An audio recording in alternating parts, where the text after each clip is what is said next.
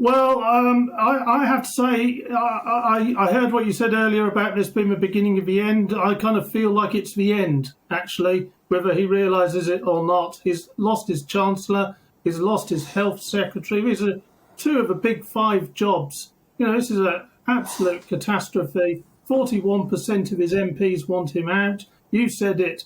A third of Conservative voters think he's a liar.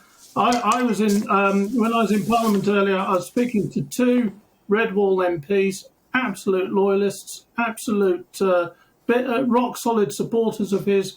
One of whom had just said he'd basically gone on strike. He was refusing to go and defend the Prime Minister anymore on television. He's got to go. Both of them said he's got to go. They'd had enough. And this Pincher business, Chris Pincher business, had been the final straw, although, frankly, anything could have been the final straw in the end.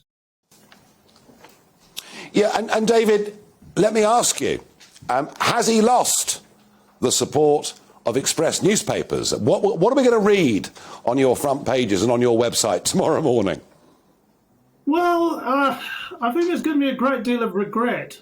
We're having this conversation at the moment. This is a man who got us through a pandemic.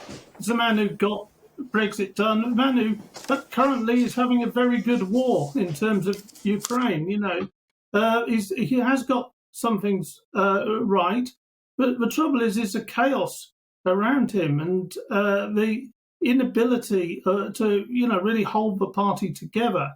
And the kind of charisma and cut through he had seems to have disappeared, and I don't think it's just Partygate. So, in fact, I was interested in what you were saying about this being an opportunity for the Conservatives. I completely agree with you.